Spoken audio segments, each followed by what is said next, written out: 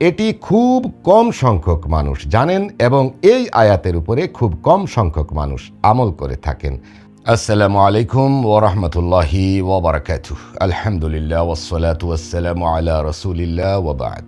যদি আপনার মনটা খুবই অশান্ত থাকে, আপনি যদি পেরেশান থাকেন, আপনার কোনো কাজে আপনি সফলকাম হতে পারছেন না, কোনো কাজে আপনি অগ্রসর হতে পারছেন না, আপনি যে কাজে হাত দিচ্ছেন সেই কাজটাতেই বাধাগ্রস্ত হচ্ছেন, সেটা চাকরি হোক, ব্যবসা হোক, আপনার পারিবারিক কোনো বিষয় হোক, কারো বিয়ে শাদীর বিষয় হোক, প্রবাস যাত্রা হোক, বা আপনি কোনো বিল্ডিং কনস্ট্রাকশনের কাজে হাত দিয়েছেন, সেখানে আপনি বাধাগ্রস্ত হচ্ছেন, কাজটা করাতে পারছেন না।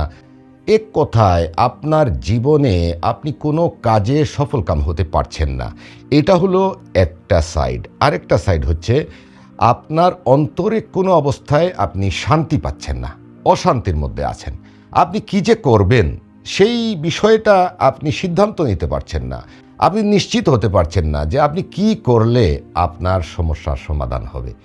একদিকে আপনার শারীরিক অসুস্থতা, মানসিক অসুস্থতা, পারিবারিক অশান্তি, সব কিছু মিলিয়ে আপনি যখন মহাসংকটে, তখন আপনার এই মহাসংকট থেকে আল্লাহ সুবহানাহু ওয়া তাআলা উদ্ধার করার জন্য এমন একটি আয়াত আছে, যে আয়াতটা আমি এখন আপনাদেরকে জানাবো ইনশাআল্লাহ। এটি খুব কম সংখ্যক মানুষ জানেন এবং এই আয়াতের উপরে খুব কম সংখ্যক মানুষ আমল করে থাকেন।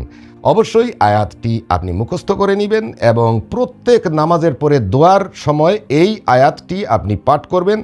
আর এটির বিশেষ ব্যবহার হচ্ছে আপনি রাতে ঘুমানোর আগে 3 বার দুরুদ পড়ে নেবেন, যে কোনো দুরুদ, সাল্লাল্লাহু আলা মুহাম্মদ সাল্লাল্লাহু আলাইহি ওয়াসাল্লাম পড়ে নেবেন 3 বার ইস্তেগফার করে নেবেন, শুধুমাত্র আস্তাগফিরুল্লাহ আস্তাগফিরুল্লাহ আস্তাগফিরুল্লাহ এবং আস্তাগফিরুল্লাহ আল্লাযী লা ইলাহা ইল্লা হুয়াল হাইয়ুল কাইয়্যুম ওয়া আতুবু ইলাইহি, এটা একবার পড়ে নেবেন। আপনি যদি একাধিক পড়তে চান, আরও বেশি করে ইস্তেগফার করতে চান করেন, 100 বার করতে চান করেন, কোনো সমস্যা নেই। এরপরে আপনি অন্যান্য মাসনুন দোয়া বা যা আছে আয়াতুল কুরসি, এগুলো আপনি পড়ে নেবেন এবং লাস্টে আপনি 11 বার এই আয়াতটা তেলাওয়াত করবেন। আয়াতটি হচ্ছে সূরা ইসরা, অর্থাৎ সূরা বনি ইসরাইলের 80 নম্বর আয়াত, যে আয়াতের মধ্যে বলা হয়েছে ওয়াকুর রব্বি আদখিলনি মুদখালা সিদকিন ওয়া আখরিজনি মুখরাজা সিদকিন ওয়া জাআলনি মিন লাদুনকা সুলতানান নাসীরা। আপনি কিভাবে দোয়াটি করবেন? আপনি ওয়াকুল এই শব্দটা না পড়ে আপনি পড়বেন রব্বি আদখিলনি মুদখালা সিদকিন ওয়া আখরিজনি মুখরাজা সিদকিন ওয়া জাআলনি মিন লাদুনকা সুলতানান নাসীরা। এটা 11 বার পড়বেন। আবার 3 বার দুরুদ, 3 বার ইস্তেগফার করে বুকে ফুঁক দিবেন, আল্লাহর কাছে একটু দোয়া করে নেবেন। যে কোনো কাজ শুরুর আগে এই আয়াতটি 11 বার পড়ে নেবেন। অবশ্যই দুরুদ ইস্তেগফার আগে পড়ে লাগবেই এবং আপনি এরপরে কাজ শুরু করুন।